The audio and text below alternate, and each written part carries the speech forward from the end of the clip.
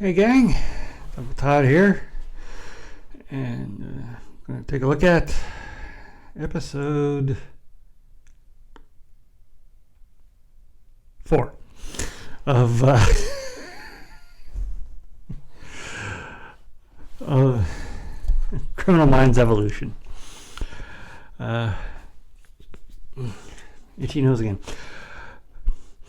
We pick up where we left off, where the main serial killer, Sakara, is cleaning up after his last kill. Oh, sorry about the eye.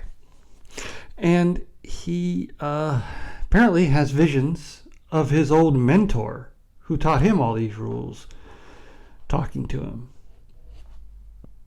So, he's a little worse than we thought. But we have no time to dwell on that. We have new serial killer on the loose. Basically, this couple who's on vacation gets a alert from their home security system, and they see two men wearing something that blurs their face on the camera, killing a security guard who had stopped to investigate a break-in alarm. Of course, the FBI is called in, and they suspect that this is the work of one of the disciples of Sakara. Meanwhile, Garcia tries to get the prisoner they captured last episode to talk, to let them know more information, but he's not saying anything. So, another murder happens. This time, 2 security guards are killed, and they're put into the safe room of the house. And the FBI arrives, but they're already gone, even though they were ready. And with the alert, realizes they had done some computer stuff and delayed the report to get the FBI out and going. Or I should say, they delayed the video they would broadcast to the homeowners. Meanwhile, I keep saying meanwhile, Garcia goes back in to see their prisoner, and she just loses it on him. She's upset. She wasn't in the FBI anymore. And then he had to go and contact her and bring her back in, and she's very angry about this. And he says he wants to help find the man who killed his sister, but he's refusing to do any cooperation. So what's he really doing? He's doing nothing. And finally, because Garcia apparently told him the truth, I don't know how that worked, but anyway, he agrees to do a cognitive, I can't remember what they call it. It's something to do with helping you get your memories back, because he can't remember what happened on the day his sister disappeared. He's kind of blocked it. So Alves goes in and he talks him through, they do, close your eyes, picture her in your face. How was the air in the room? What can you smell? And he realizes the killer was his sister's boyfriend. It's a lead. They can't find the name because, of course, it was a false name, but it is a lead. So they're going to start backtracking through the sister's past to see if they can find out who the boyfriend was. After giving their profile of the 2 killers that they've been able to formulate, they get an old cold case from Maryland. They've been operating in the Maryland area, which deals with 2 brothers and a father, who the father was a security expert, and he had a safe room.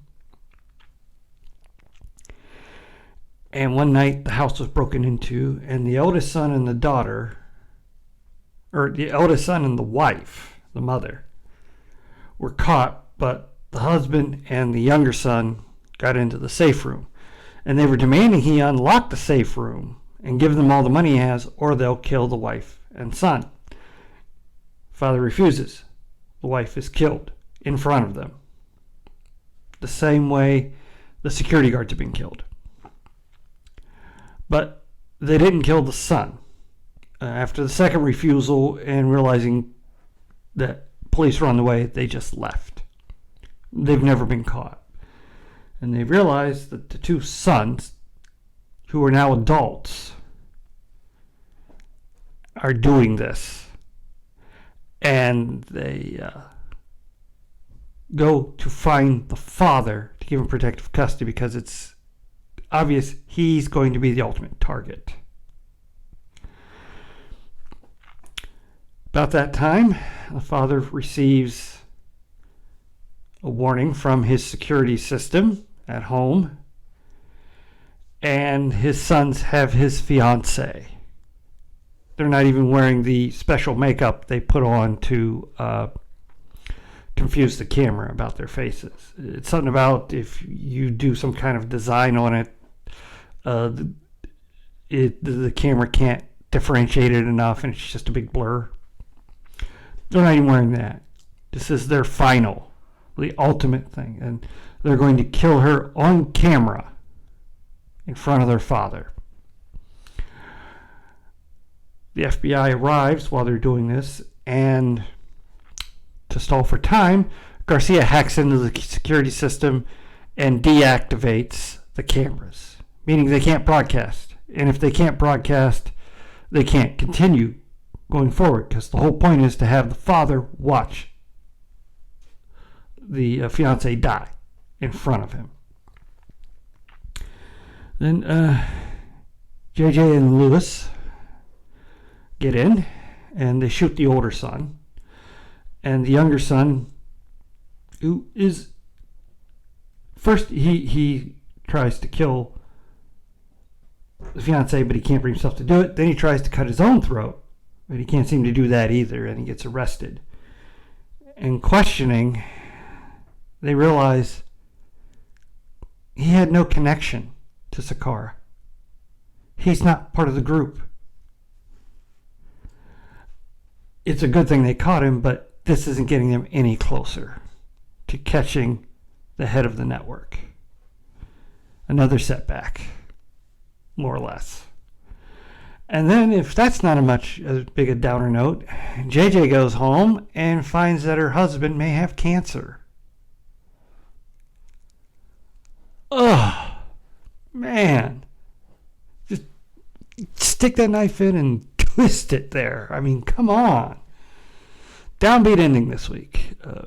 Really good mystery, although, since it's about home invasion, how many of us are just like, this is getting a little bit too close to home. Ugh.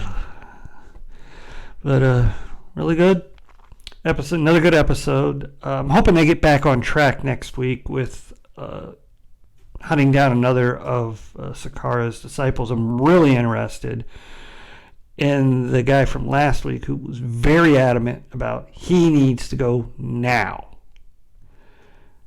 And they also realize that the prisoner they have who was trying to infiltrate the group, Sakara had figured out he was a plant already and had set the whole thing up so that he'd get caught, and then Sakara wouldn't have to deal with him anymore. Just kind of weeded him out. This guy is super smart. He's going to be a tough one to catch. The final episode this season is going to be gangbusters, I'm sure, when they finally get to him. Well, please hit like, share, and subscribe, and I'll see you next time.